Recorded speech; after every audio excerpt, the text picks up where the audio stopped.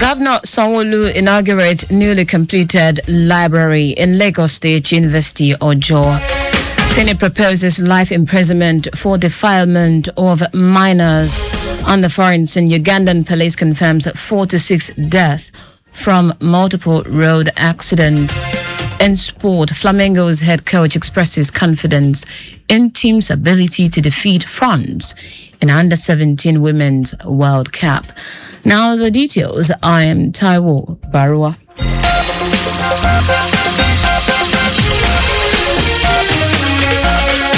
Lagos State Governor Babajide Sanwo-Olu has inaugurated the newly completed library in Lagos State University, Ojo, named after him. In his keynote address, Governor Sanwo-Olu, who is also a visitor to the institution, said LASU has grown as a citadel of excellence and a beacon of progress, and expressed his administration's commitment to intellectual empowerment. But this administration had said under his team's agenda that education and technology, the twin engine of development, will continue to drive the purpose of our administration. That will not leave structures to decay, but will ensure that will bring life to everything.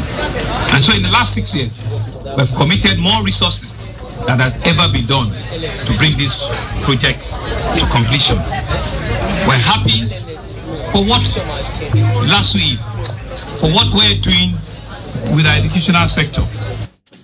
In his remarks, Minister for Education Tunji Alausa, who commended the Sanwo-Olu administration for constant investment in human capital development, described education as an engine for national growth, noting that the library will enhance access to extensive digital resources, creativity, critical thinking, innovation, research for educational advancement. The success of Babajide Olushola Sanwo-Olu Library Complex is a testament to the Lagos State government dedication to educational development, empowering our youth, strengthening institutions, and building a knowledge-based economy through consistent investment in educational infrastructure, setting a model for other states in Nigeria. Earlier, the Vice Chancellor of LASU, BME Olatunji Bello, celebrated the new milestone in the institution and commended the governor's support towards the growth of the university, confirming that the Babajide Sanwo-Olu Library Complex is the biggest in any university in West Africa.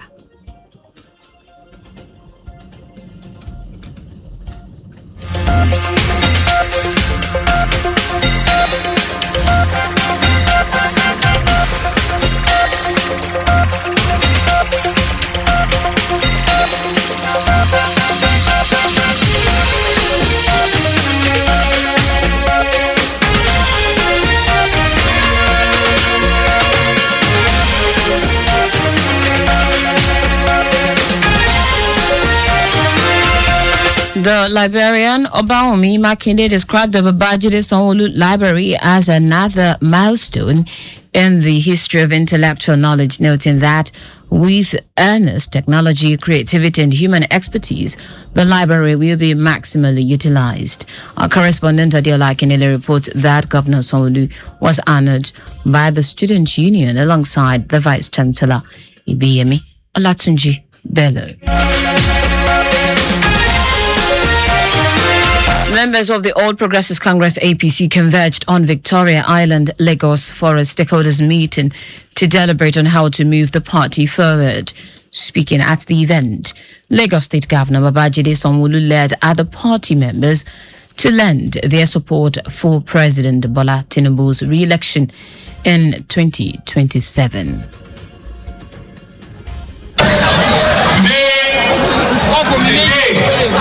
That Lagos State APC is truly happy to go. We're happy as a people because we can see unity. The national chairman of the APC, Taiwo Baruwa, represented by his secretary Taiwo Baruwa, urged members to continue their support for the party. Lagos State chairman of the APC, Cornelius Ojalabi, thanked all members for keeping faith with the party, saying the re-engineering of the nation through the Renewed Hope initiative of President Bola Tinubu's administration will bring positive impact.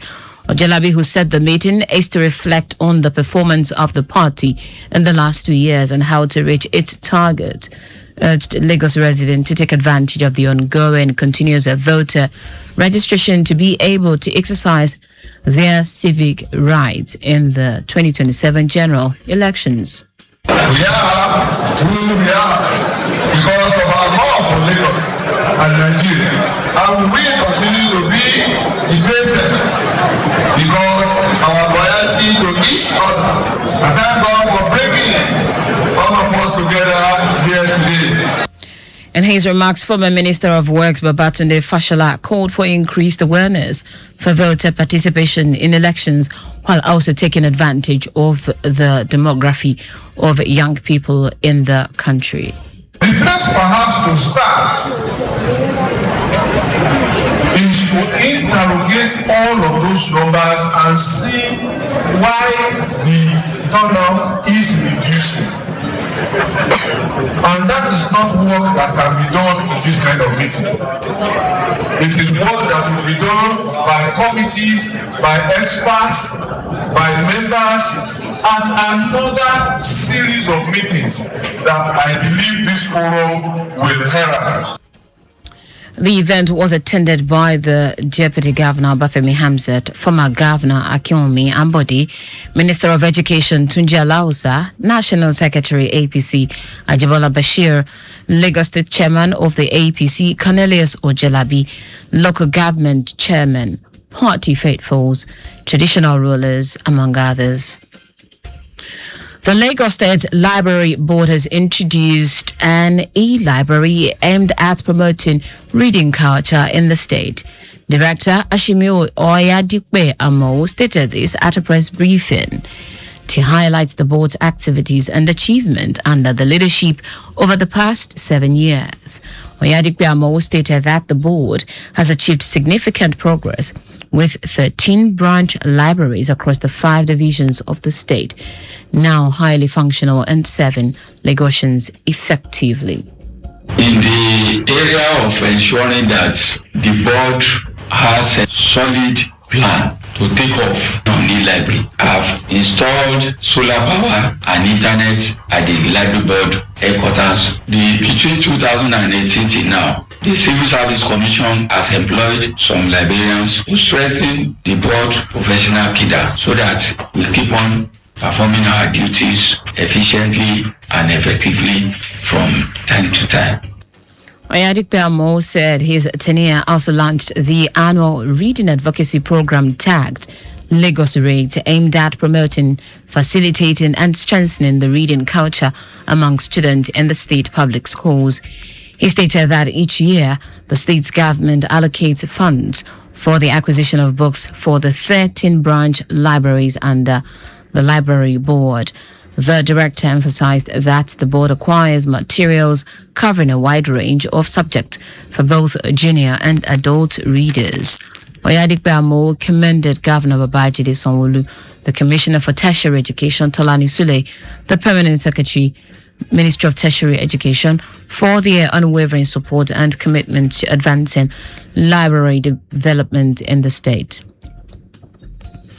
The Federal Airport Authority of Nigeria, FAN, says it has set a December 2025 target to achieve full International Organization for Standardization ISO. Managing Director of FAN, Olubunmi Kuku, made this known at the unveiling of 8 ISO policy aimed at institutionalizing a culture of service quality, operational safety and sustainable practice across all FAN-managed airports. Kuku, who was represented by the FAN Director of Human Resources and Administration, Lukman Emiola, said the new policy targets 2 standards into a single framework while providing the fan with a working document to guide internal audit across directorates. She also said it would ensure that every action reflected its commitment to service quality, safety, environmental stewardship, and operational excellence. Now to the rest of the stories. The Senate has unanimously passed a groundbreaking bill that mandates life imprisonment for anyone found guilty of defiling a minor, with no option of fines. This decisive move marks a significant step toward protecting the rights and safety of children across the nation. The proposal, which is part of a sweeping amendment to the Criminal Code Act under the Criminal Code Act Amendment Bill 2025, is a concurrent bill initially passed by the House of Representatives. Leading the debate on the bill, Senate Leader Opeyemi Bamidele said the amendment seeks to strengthen child protection laws and eliminate gender discrimination in the prosecution of sexual offences. In addition to life imprisonment for defiling minors, the Senate also proposed a 10-year jail term for rape, defined as the act of forcing a boy, girl, man, or woman to have sex without their consent, whether in a brothel or any other premises. It will interest you to know that the offence of defilement concurrently attracts a 5-year jail term. Environmental advocates have called on the federal government to tighten its oversight of large-scale industrial farming operations, warning that the current drive to attract foreign agribusiness investors could worsen environmental pollution, public health challenges, and land rights violations if not properly regulated. They made this call at the media training on industrial animal farming and the implication for Nigeria, organized by the Health of Mother Earth Foundation, HOMEF, Environmental Rights Action in collaboration with Youth in Agroecology and Restoration Network, and HEDA Resource Center. Deputy Executive Director of Environmental Rights Action Friends of the Earth Nigeria, Marian Bassi Olsen, urged government to prioritize the health, food security, and well-being of Nigerians over corporate profit, warning that industrial farming practices such as animal confinement, overuse of antibiotics, and poor waste management pose serious risks to human health and the environment.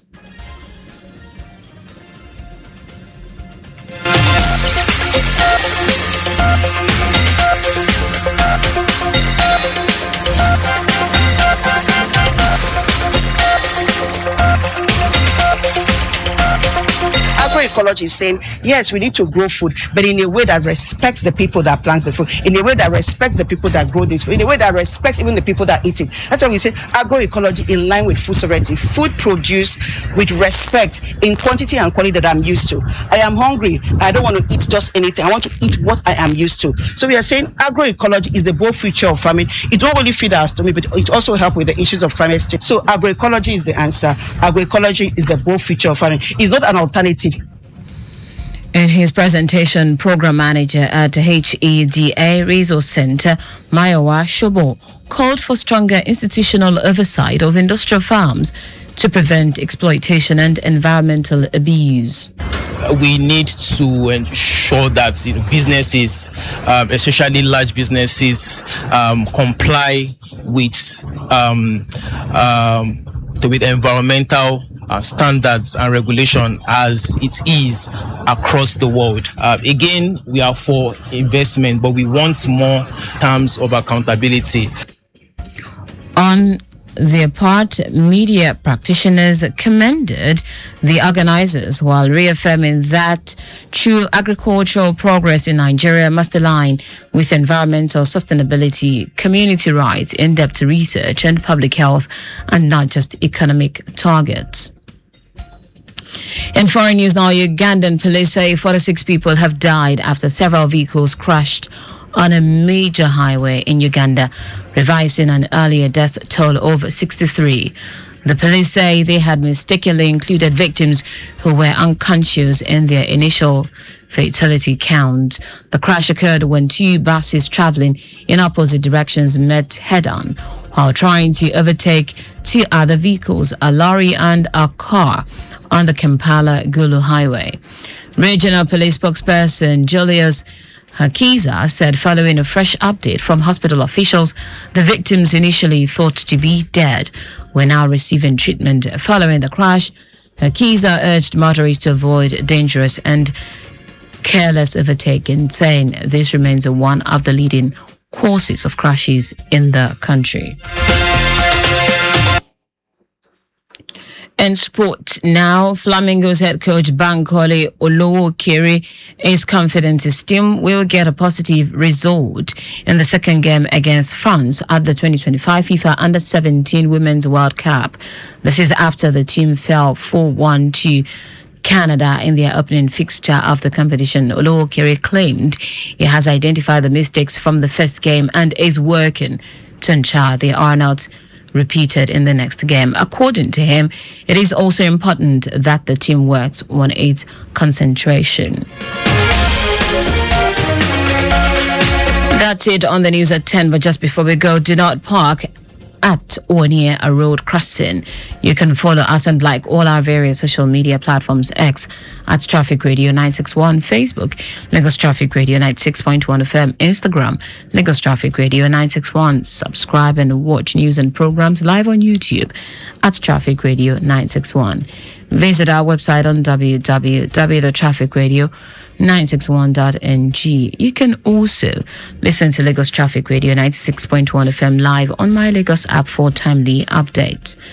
Did you know that the Sanwo-Olu administration completed and inaugurated Ikoyi network of roads, MacDonald Road, Latif Jakonde Road, Milverton Road, and Thompson Avenue in Ikoyi, Etiosa local government? You can get more details on the Lagos State Government website. To end the news, here are the highlights of the major stories. Lagos State Governor Babajide Sanwo-Olu has inaugurated the newly completed library in Lagos State University Ojo, named after him. The Senate has unanimously passed a groundbreaking bill that mandates life imprisonment for anyone found guilty of defiling a minor with no option of fines.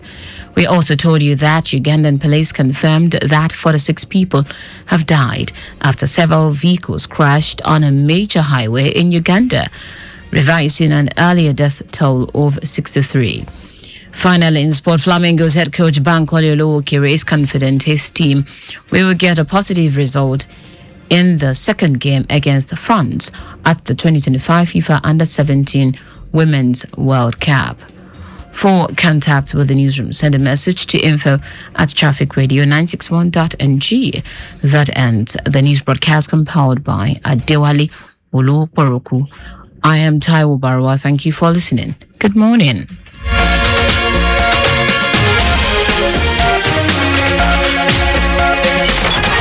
John